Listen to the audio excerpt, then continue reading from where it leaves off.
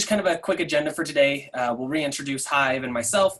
We'll have a little bit of time for Heather to also introduce herself. I feel like most of you actually know Heather, but to give her kind of 30-second spiel.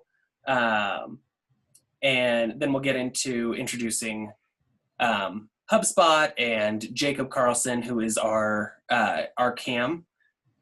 Then we'll also get into kind of why kind of traditional advertising and marketing is broken just in general.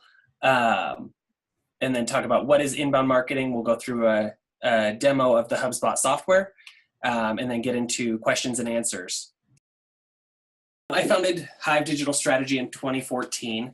We're currently a silver HubSpot partner agency. We've been working with HubSpot for about 2.5 years now, for clients kind of in all different industries, from education to retail to B2B and nonprofit. So we really our kind of bread and butter is the strategy and the execution behind it. So developing a solid strategy specifically for education around kind of student recruitment and how are we going to attract people to the school or organization's website and then kind of nurture them through the funnel to get the kind of to fill those seats at these different schools. We've worked with several large companies like McDonald's and the American Diabetes Association. And as far as education, we've also worked with the University of Colorado at Denver, and of course, Heather with DSST. And actually this year we were named one of the best digital marketing agencies in Denver. So Heather, do you want to jump in? I know that you have you probably know everyone on the call, but just a quick overview of yourself. Yeah, sure. So I think most of you guys were at the convening, so I won't spend a lot of time on introductions here, but I run marketing, student recruitment, communications at DSST, public schools in Denver, and we are really trying a bunch of new stuff as it relates to student recruitment this year, and a big part of our strategy is HubSpot and Hive's help with implementing HubSpot. At the end of the day, we realized that we have absolutely no efficient way of tracking and measuring the success of a variety of our different efforts, let alone did we have a good way of nurturing people who were interested and attracting people kind of from an inbound content perspective into our schools. And so this is a critical part of our strategy from both a metrics perspective, a top of the funnel approach. How do we get people interested? How do we track them? And then down through the funnel until the time that they have actually chosen to come to one of our schools, how do we keep them engaged and nurtured along that journey?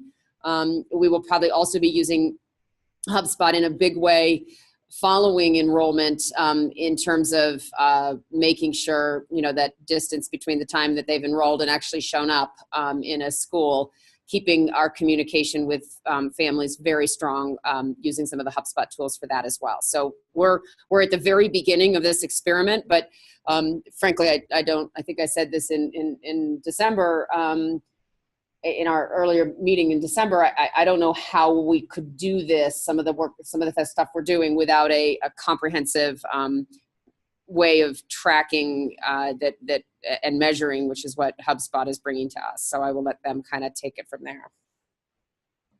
Awesome, Heather. And this is Jacob from HubSpot, Principal Channel Account Manager here. I've been here for 3 years.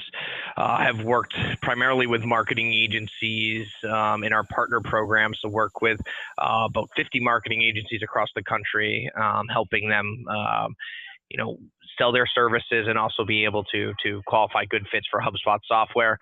Before I worked here, I was a founder of a corporate event service here in Boston. Got actually the company up to about $500,000 in revenue, and actually HubSpot was a client of ours. I did all the inbound marketing and all the digital marketing strategy. I used HubSpot as a tool to allow me to be able to do that, and was really a good fit to be able to come over and take some of the skills I used as a small business owner to work here with partners. I co-host a podcast called Carry the Water. I'm a crazy Boston sports fanatic, inbound marketing fanatic. HubSpot's also #1 ranked as an inbound marketing automation tool by G2 reviews. So this is kind of why we believe that inbound marketing works. the way that I look at kind of inbound versus outbound marketing, there's one thing that's changed the way people make decisions, whether it's picking a vacation property, or trying to decide which car they want to buy, or picking a school for their child. There's one thing that's changed the way people make that decision, and that's the internet, right? So people are being less affected by television ads. They're being less affected by cold email blasts. Direct mail isn't working as well. Cold call lists or don't call lists are growing and growing. So how do we overcome some of that stuff? And how we do that is we start to actually find people when they're looking for the things that we're searching about or that we're having struggles with. So what is inbound, right? What is inbound marketing? How do we run this strategy, right? If billboards aren't working the same way, if TV ads aren't working the same way, if print ads aren't working the same way, how do we find these people, right? How do we attract them? So this is kind of the funnel of how inbound marketing works. So what you want to be able to do is you want to be able to start to find your particular buyer personas, right? So who is that person that you want to be able to communicate? A parent of 2 kids, and they have a medium income of X, Y, and Z. They have this type of educational background. What you want to start to do is start to create these buyer personas for you guys who are your perfect candidates, right? And you're not going to be able to figure this stuff out quickly. You're going to have to test it, and you're going to have to tweak it and change it and all those sorts of things. But the idea is like attracting these tools that are kind of in this first tool set are going to help you bring them to your site. Once they're there, now the goal is not just to get 1,000 people to show up at your website. You want to be able to convert them as a potential contact. Once we've converted them, now we want to see what they're doing on our website. What pages are they looking at? How many emails have they opened from us? Are they looking at our pricing page right now? Are they looking at science department stuff? And maybe we want to send them to somebody on the science department. Are they looking at somebody on the football team, right? Maybe the football team wants to recruit that person. So the idea of that is you want to be able to start to identify these people and speak to them a little bit differently based on what they're telling you, based on what they're doing kind of on your existing site. So how does that strategy kind of work within tools? Dustin, do you want to add something to this? I was just going to say, we had kind of talked at that fireside chat about kind of how the education industry as a whole is kind of stuck in that top of the funnel and bottom of the funnel. So I know that there were a lot of kind of schools there that were really focused on let's get as many people to the website as we can. But then we're kind of immediately jumping to that bottom of the funnel offer, the register now, those kind of offers, and kind of missing that entire middle of the funnel, that convert and close stage that, I think there's a lot of opportunity there. There's a lot of content that can be shared in order to successfully move somebody from, just landing on your website. They have no idea what, for example, DSST is, or, Henry Middle School, like, why is this school better than the school down the street? We have to do a lot of education there for the parents so that they really understand that, hey, I do want to come to this open house. I do want to choice this school. It's not just a land on the website and, there we go. We're good. They're gonna choice our school. I agree to that, Heather. That's a lot of the conversation I think we had when we originally started talking as well around some of the buyer personas, right? Who are the type of parents that were a good fit for you guys, and how do we create content that's like compelling to them, right? These are the concerns I have as a parent, and this is why a charter school or a particular school would actually be a good fit for me. Charter school isn't even in the scope of like what they're considering. They're considering what's the problem they have that you guys help overcome. Their kid doesn't go to the public school and has a hard time getting them to go to the after school program, and they don't have enough discipline, or they're not enough focus on particular things that are important for them to study, and they're slipping through the cracks in the public school system. Those are the things they're thinking about. They're not necessarily thinking about like, hey, how does a charter school fit into that? They think about how does that kind of directly affect them. So when we talk about some of that content, that's some of the stuff that we want to start to be able to create, and we want to start to be able to kind of get them to convert, because that's what they're thinking about. They're not thinking about oh, maybe a charter school is a good fit. They may think that, but I think that the idea is their first concern is how do I get my kid to be doing the right sort of thing. So So as far as tools go, and we can look through this a little bit. I don't want to spend too much time on this slide. HubSpot is a tool that kind of allows you to replace different tools that you may potentially be using, whether it's a MailChimp for email marketing or a Google AdWords. We're actually a partner with Google. They were one of our original investors, so we continue to suggest you use Google AdWords and analytics. If you use a CRM, or if you use a marketing automation platform, or you're using a Hootsuite to publish social, HubSpot is designed to be able to allow you to not have to look at your email open rate and open and bounce rate campaign, and then look at your social media campaign with impressions and clicks, and try to pull that together and go to your CFO or the person on your team involved with enrollment and saying, how do I get more of these, right? Well, maybe if we get more impressions, maybe if we get more opens in the emails, we're going to get more people to come to the school. That's a really hard story to tell.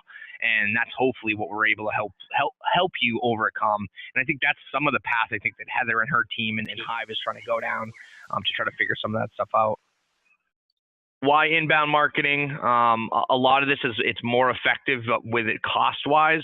I always look at an idea of this. The way I like to look at this is I would much rather have a database filled with 500 people that I know their first name, last name, email, every page they've been on my existing site, every email they've opened, much more demographics, how many children they have, all these different things than a 10,000 person database with first name, last name, and email and address, right? So the idea is like being able to specialize with your marketing efforts to be able to hopefully help you get more effective with that spend.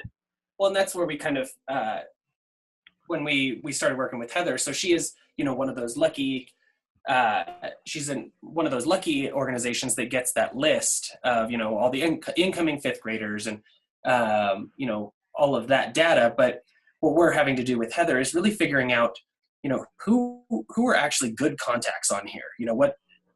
What information is that? Who's actually going to be a good fit? But then also working to kind of attract people that aren't on that list. There are always going to be, especially in Denver, people moving in.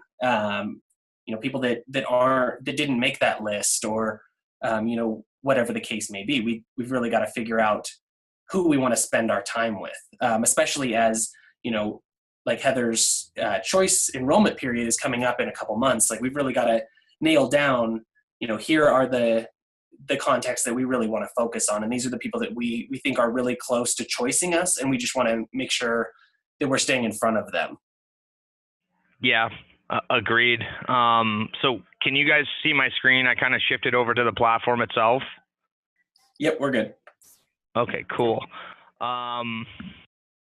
Right, so this is the HubSpot marketing dashboard. This is where the magic happens. I like to call this the coffee view of how your digital marketing is performing on a wide range, right? So you're having your morning coffee and you're looking at the newspaper. This is kind of the coffee view. Visits to the website, number of contacts that have converted, number of people that have become customers. Obviously for you guys, it would be more like students. But this is going to give you a high-level report on how your blogs are performing, your landing page performance, email performance, and also some of the personas that you want to be able to target. Now, these dashboards are all customizable. This is a very, very basic customization of this, but I wanted to kind of just give you a scope of what some of this stuff looks like. If you wanted to see how you could get even a little bit deeper with this, we'll pull over to the sales side of things.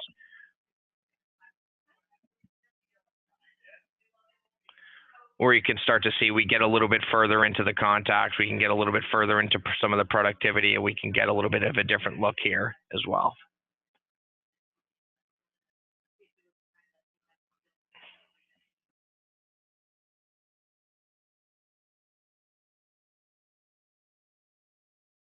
Customer support lives right inside of HubSpot, 24 hours a day, 7 days a week. They'll actually jump right into your portal to say, hey, the size of this doesn't look right, or why does this form look clunky? They'll actually be able to jump into the portal and help you with a call me or email or chat. 24 hours, 7 days a week, that sort of thing. So why don't we take a look at kind of a contact report here, or analytics report here. So this is going to give you a high level of how your website analytics is performing. This first column, Google Analytics is going to give you this, right? How are people finding you? Is it paid search? Is it through direct traffic, social media? The second column really of this conversion rate of contacts is of those people that have come to the site, how many of them have become contacts, right? How many of them have filled out a form? How many of them have set up have downloaded a white paper from you guys? What are the three differences between going to a charter school and a private school? Those sort of white papers to get people to learn more when they're not ready to necessarily have a free consultation or a tour of the school. But hey, they want to know the differences of that. So like you can actually capture their information and be able to market to them a little bit better. So this number of contacts, you could put these two together. You could pull your Google Analytics report. You could get your forms submissions, and you could still try to piece some of this stuff together. It's going to take you some time, but you could do it. The third piece is the customers, right? And this is where HubSpot becomes really powerful. So if we looked at a channel like social media here, which I feel like is one of the hardest to show value, and we just looked at sessions, right, which is that first column, and we said Twitter, Facebook, and LinkedIn. We said, okay, we just looked at sessions, and we said, okay, 156,000 sessions from Twitter. Wow. Twitter looks like it's by far our most powerful channel, right? More than Facebook, more than LinkedIn. Interesting. Now, say we spend some time, we pull the spreadsheet of all the people that filled out the form, we start going through them, we start figuring out which channel they came through, and we figure out, oh man, the conversion rate is very similar to all of these, right? So not one of them is really standing out as far as the best as far as conversion. So number of sessions, conversions, okay, Twitter still looks like the best. Now, if we go over to the third column, we start looking at customers. Now, what does this tell me, right? This tells me that of the people that are coming to the site, right, 20 of them are actually becoming students, right? So like, even though we're only getting 73,000 visits from LinkedIn, we're getting 20 customers from LinkedIn. So what this allows us to start to do is to start to say, okay, LinkedIn is actually much more of a powerful channel for us to be able to generate new actual students versus sessions, contacts, high level things that like we still have a hard time showing value around. We know if we get more contacts, we're going to get more students, right? We can't actually pull up the list of saying, okay, how many new students have we gotten this year that the first time they saw us ever was from Facebook? We could pull a list of these people, of the students that actually have been, the first time they saw us on Facebook. And what this allows you to start to do is, like a digital marketer or a marketer in general really, is start to go back to the leadership team and say, hey, I know that you don't think that Facebook advertising is important or Facebook marketing is important. We got 30 students last year that never knew we existed, and the first time they came to our site was from Facebook. And that's really a big piece of what we're kind of going through with DSST currently. Since this is kind of a new concept for DSST and like all new processes, what we're going to be able to do in year 2 is look back and say, here's where these new students came from. And so in year 2, we're going to be even more targeted and even more successful with our campaign, because we're going to be able to say, hey, we're spending all this time on Twitter, Facebook, and these different networks and blogging and doing all of this content marketing. But we're going to be able to say, hey, look, people are finding our blog. Like they're coming to our blog and they're converting that way, and that's leading to students much more than for example Facebook is. Whatever the analytics end up showing at the end of the year, we're not sure yet. But that's why year 2 is going to be so much more successful, and kind of we're going to have so much more power with what we know worked in the past. Heather, and I don't mean to call you out at all on this, but how did you figure some of this stuff out before you started using a tool like HubSpot? Oh, well, we didn't. I mean, that's a softball question. We had no ability to look at this. We did a very, very basic kind of spray and pray approach, which was, we sent emails, not even emails. We sent, mailers to every family. We canvassed. We did the very traditional recruitment channels, and we didn't even keep a good track then of people who came to our open houses and tours. We kind of kept a list, but we didn't do anything with that. So there was no way for us to look at that. Gotcha. Yeah. So do you feel like you'll be in a much better position going into next year, looking at like what's worked and what hasn't worked this year? Yeah, I mean, we're considering this kind of year zero, and it's got to be a baseline year. We don't know what is going to work, but we know that we're going to have a better sense at the end of this cycle than we did. We're trying a bunch of different things, but the difference this year in trying a bunch of different things is, 90% of those we're able to track back. Of course, there's still things that are very difficult to track back, right? We're doing some radio advertising. We're doing some brand awareness campaigns. You're never going to be able to track 100% what works, but, everything from our texting strategy to our email strategy to bus ads that we're running that have a phone number on them are connecting with HubSpot so that we're able to look across channels at what's happening. And, more importantly, in January, when we're very close to our recruitment window, I am hoping that for each one of our 14 schools, we have kind of our high touch list, the list of people who have engaged at some point with us, have had a touch point with the school that are worthy of a phone call. Before this, there was no point in kind of trying to do a phone bank because we didn't know. We couldn't track back if there was any interest. It's kind of like what we've generally done with canvassing is you're going door to door, but not every door is equal. And what we're hoping to do with HubSpot is to be able to take the, of the 7,000 folks out there that we know have a transitioning fifth grader, how do we find the 1,000 that are really worth our time in trying to persuade to come to our schools? Thank you. Yeah, I think, that's it's a common situation for many of the people who first start using HubSpot and looking at their first kind of year zero to be like, we didn't even know some of this stuff. Now that we have a grasp of it, now we're willing to test more because we can track more. But now we're still looking at this as a longer term strategy. This isn't something you're going to try for 2 or 3 months or even 6 months, right? This is something you want to invest in long term and think it's a good fit for you guys going forward and a channel for you to continue to drive new business and new students too. So I think the next piece I'd like to kind of look at is a contact record. So we've talked about, what are some of the advantages of HubSpot and how is pulling all of this information together really valuable. I think this is like the biggest piece of it drilled down into an individual contact record here. So as you can see, this is Kate Gossert. This is what a record looks like inside of HubSpot. So if you can see, some of the information here is based on like obviously stuff that we track here at HubSpot. All of these are customizable though. So if you wanted to put different, has siblings, single parent home, different things that you want to be able to identify, you could put this into this contact record. So this is some of the stuff that we collect if they are part of certain groups, if they are a partner of a certain company, which probably wouldn't fit with you guys very well.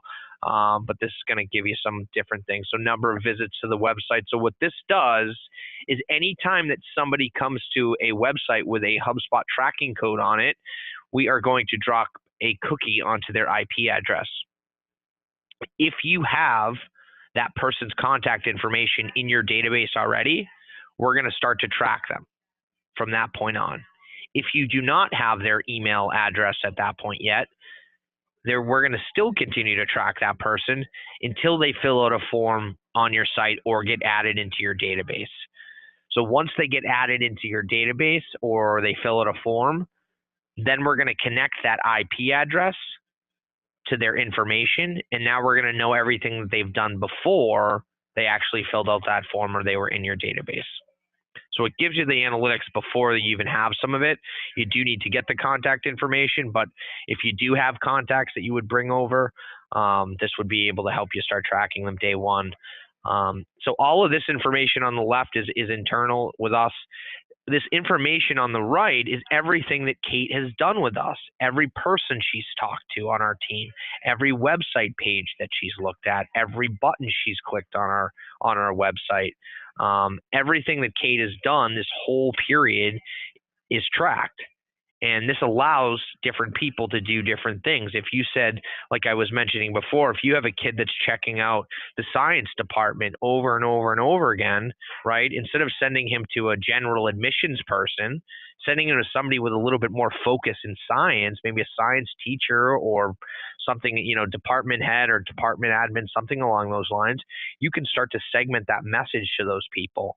So for me as a salesperson, right, when I get a contact record like this and I look at Kate and I don't look at her website, I don't look at any, I don't look at her LinkedIn or anything. I look at what she's done with us, right? And I can say, hey, 12 great landing page examples that you want to copy. Awesome, Kate. Is that something that you're involved with at your business?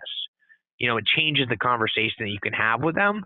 It is a little creepy and big brotherish, it can be, but I think the best parts of it are being able to track it on a large scale and see what people are doing.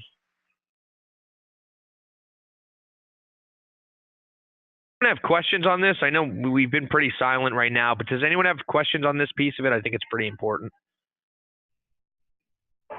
This is Anjal from Houston. I guess I was curious in terms of, and this might be one for Heather, like how does this work from more of a school perspective?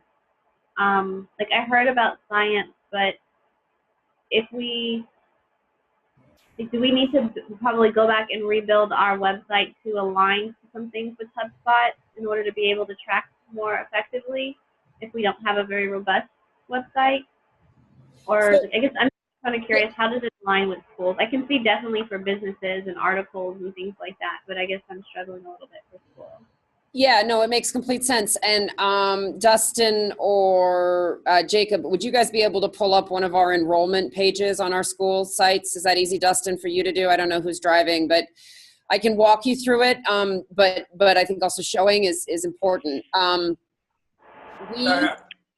Heather, are you talking about like one of the school-specific pages? Yeah, I would go to one of the school-specific About Us pages that have the HubSpot form on them. Okay, one second. So what we do is, all of our schools have their own websites. They control them and manage them to varying different degrees of success, right? I'm sure you have the same thing, which is some schools are better than others. But we do have enough of a presence in our home office there's certain things that we've basically said to the schools, we're going to control this page and we're going to do some things for you and just trust us. And what we've done there is we've been able to put a HubSpot form on each one of the school sites. We did that centrally. They didn't have to do anything. We created a new form that lives within the website on the schools, and it all tracks back to our central database. So this is a school website, right? We do happen to, it's under our domain, but they generally, our philosophy is they should be controlling it. But what you see on the right-hand side there, visit our school, that is all feeding back into HubSpot. So that's where we are able to do it in a really efficient way. They didn't have to do anything. We are scheduling the tours. We're scheduling the open houses. We're managing those, right?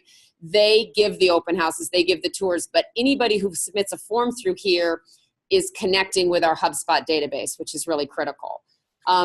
That's one part of it. The second part I think you asked was just how do we make sure we make sure our websites are the basic, anything from a Facebook feed to traffic to Google Analytics. That's been remarkably simple. If you have a central domain, which I assume you probably do, I don't think every single school has their own. I don't know. How it works with us is our schools manage it, but it's one domain infrastructure.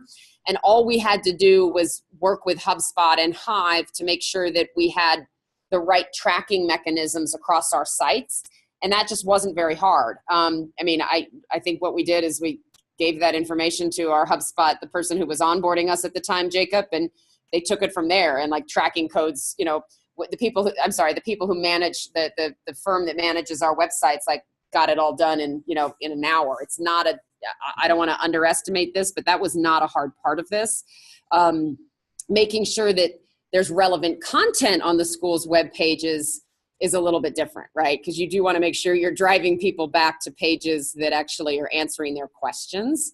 And that's, a bigger question about how how many schools you're trying to actually, make sure they're doing a good job with their web presence. But that's probably a different conversation. Does that help? And It does. Thank you so much. just to piggyback off of that, what's nice about it is, so even like on their contact page, if someone comes to their website and fills out a form there, even if it's not a HubSpot form, it will still feed into HubSpot because of that tracking code. So even if the form's not specifically from HubSpot, it can still create a new contact within your CRM in HubSpot.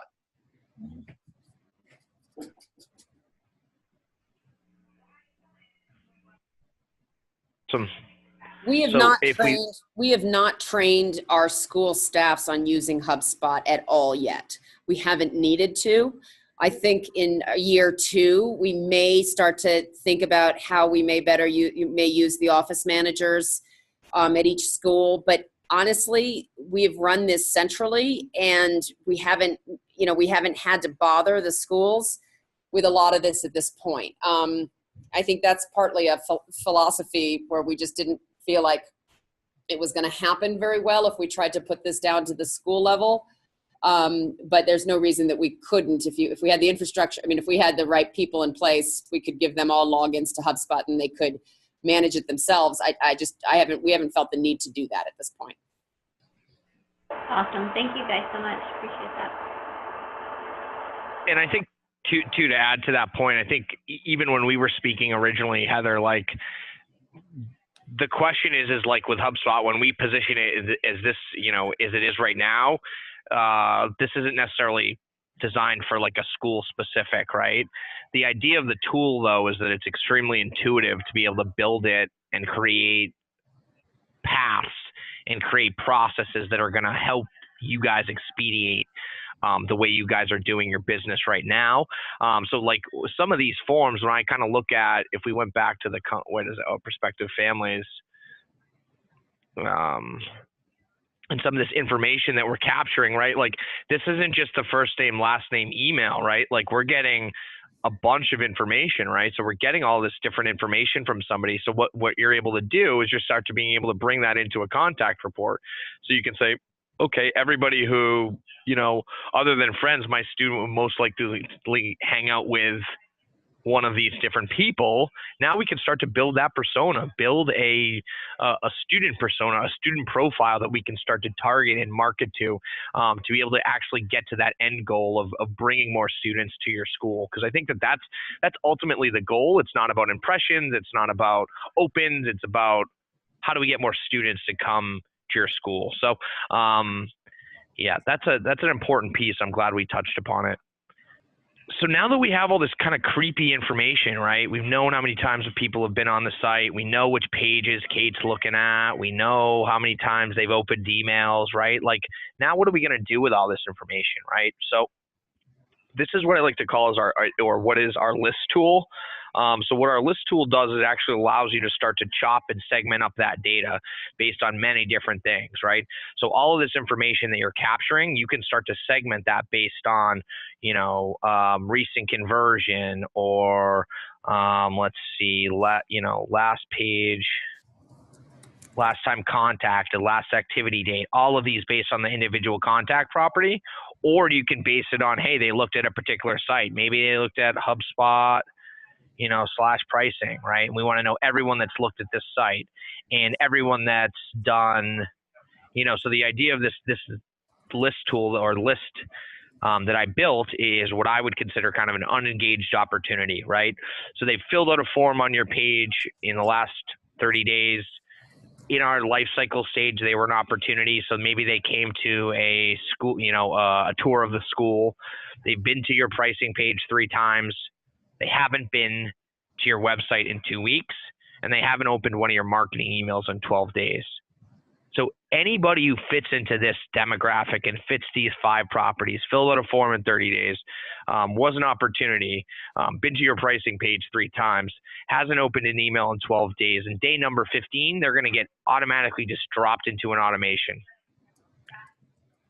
So everybody that fits these enrollment triggers are going to get automatically dropped into the automation. And this is how you're going to be able to start to nurture these potential science students, or the potential football student, or the potential single parents, teacher, or single parent household. That's how you're going to be able to start to nurture them differently and giving them different messages. So if we looked at kind of an unengaged opportunity list, and we said we sent them another email, we waited 2 days, we delayed this, and now let's say they don't open that email. Maybe you want to send a task to somebody at that school to say, hey, is this the right person? Do we actually want to reach out to them? Maybe you rotate it to another admissions person. Maybe you send them another email.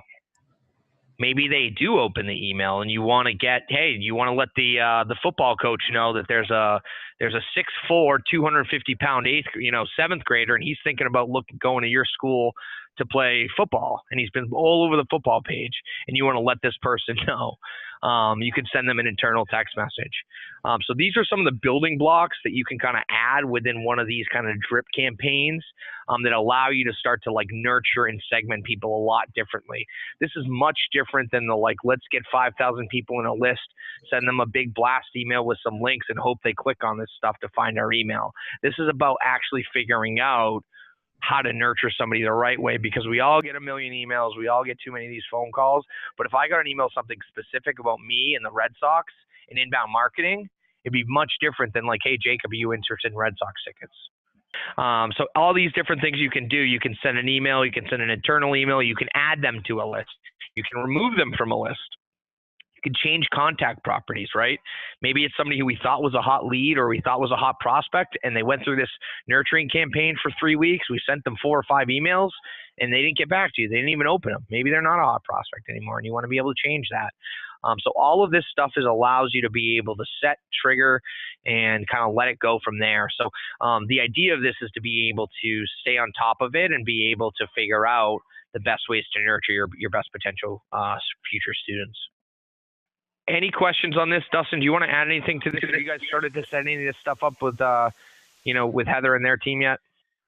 Yeah, actually, we have quite a few workflows built out with them, and really I think the biggest reasoning for that is to really try to take some of that manual process away. I think that most of the people on the call today, and we definitely had an issue with it before, is kind of figuring out how to manually handle all of these different tasks and making sure something doesn't fall through the cracks and someone's not missed. There's a big opportunity there to really just set this up and set those rules up so that nobody goes unengaged. And it could be as simple, a workflow could be as simple as somebody's filled out this form, right? And it was sent to somebody in your team, and then if nobody followed up with them, right, you could even set it where it's hey, what happened with that instance, right? Hey, did somebody fill out this form, and you want to rotate it to somebody in your team to make sure they're getting on top of it. It can be as simple as that as well. I mean, this one is a little bit more robust, but I mean, you can get pretty simple with an updated email open, right? A couple other features. We'll talk a little bit to the email tool. If you guys have used MailChimp or used Constant Contact, very similar to that sort of setup. Also have templates, template library that you can set some of this stuff up. But if you looked at kind of what an email looks like,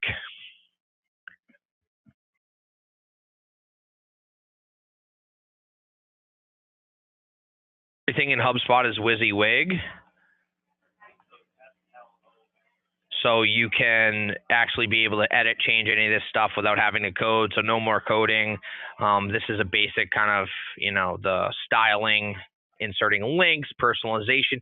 One of the things I probably should highlight here is if you wanted to highlight a personalization token, right? If you wanted to say you knew the contacts, last page seen, and you can say, enter here, you could actually put that into an email that said, hey, how did you like the science page, right? Or, hey, how did you like the athletics page, that sort of thing. So we can get as far into that as customization as we'd like to. A lot of people don't start with that stuff, but it does allow you to be able to get into that deep of it if you'd like. Couple other things you can do here so you can start to see how your emails are performing with different mobile or non-mobile. Everything in HubSpot is mobile friendly completely. Another thing here is kind of like the optimization. So it's going to give you some of the best practices within sending email. You can also do some A/B testing with this as well, which we'll kind of walk through a little bit here.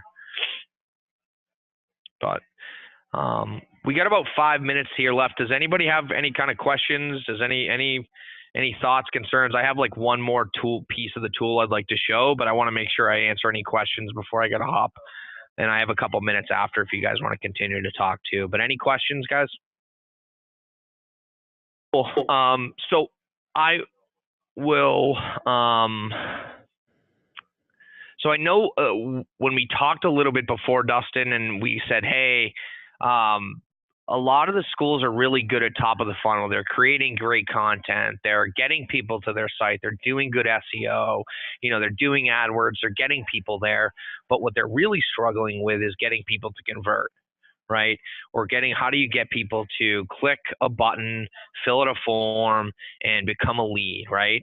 So one of the things that I like that you suggested already, and we talked a little bit about this, is kind of like having a more middle of the funnel offers that isn't a free consultation, right? Like let's say this, if I was considering, I live in downtown Boston, if I want to buy a new car and I'm thinking about buying a SUV, right? And I'm doing all this research online. I don't want to talk to a salesperson. I got no clue if I actually want to do it or not. But then there's this pop-up or this white paper download that I could get that says 3 things to think about before buying your first SUV living in a metropolitan area. And I'm like, dang, I didn't even think about any of that stuff. I just thought I would be cool hanging out in the Jeep. I could drive down the Cape Cod. I could take the top down. I could drive on the beach. It'd be awesome. I didn't think about any of the other issues, right? So if I saw that, I would fill that out much more likely I would be than if I wanted to talk to a salesperson or have a free consultation. So the idea of that is creating this compelling content that's going to get you to convert. So one of the ways that you can actually start to do that within HubSpot is the smart forms, these smart rules, right? So for example, if you came to the HubSpot website and you saw Guy Kawasaki's top 10 tips for building a social media following, and you're already on HubSpot checking out content on, email subject lines or, social media strategy or new things to look out for in 2018 in SEO, and you see this call to action, you go, dang, this is exactly what I'm looking for. Guy Kawasaki, I've seen him before, looks like this is free, great, sign up. Say 2 or 3 weeks later, you come back to the HubSpot website. In HubSpot, we already know you signed up for this. So we're not going to ask you to sign up for it again. We're going to actually change this call to action. This button is actually going to change, and it's going to look like this. So what this allows you to, this is smart content or retargeting.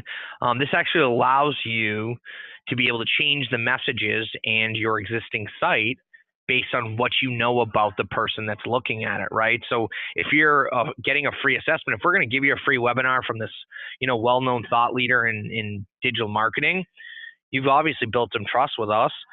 Now we want to get a free assessment and we want to start filling out more information kind of in this contact report. So now we're going to get more information that we got from that contact report. Say for the third piece, you're already a customer. We don't ask you to come to the webinar. We don't ask you for a free assessment. We want to ask you how the social inbox tool is working.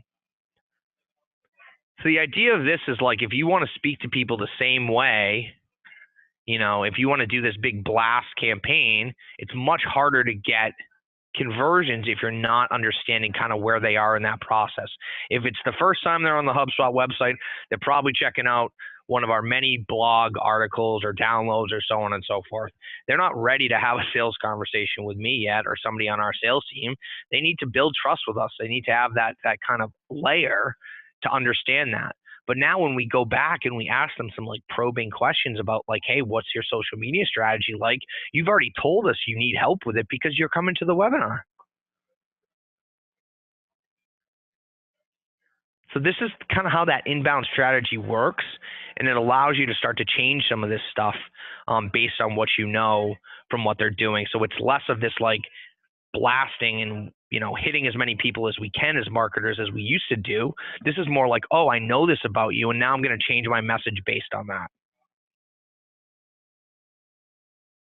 Like Jacob was saying, I think it really the overall kind of theme with everything is that we really start to get a better understanding and more insight into each of our contacts. So we know that, once we get to that period, so for DSST, once we get to January and we know that, choice is going to be happening in a month, we've got this list of people that we know all these things about. So we can really provide them with content through email, through through social, through our blog, all these different mediums. We can provide content that's going to actually resonate for them, that's going to help them really, hopefully, choice a DSST school. Yep, and I think the idea is being able to hopefully be able to come back and look at this. I always look at it like, I always look at HubSpot as kind of like this idea of the analogy, and I'll leave you guys with this, the analogy of like HubSpot is a helicopter, right? And if you asked me, hey, Jacob, do I want a helicopter? I would say, sure, of course, why not? Sounds cool.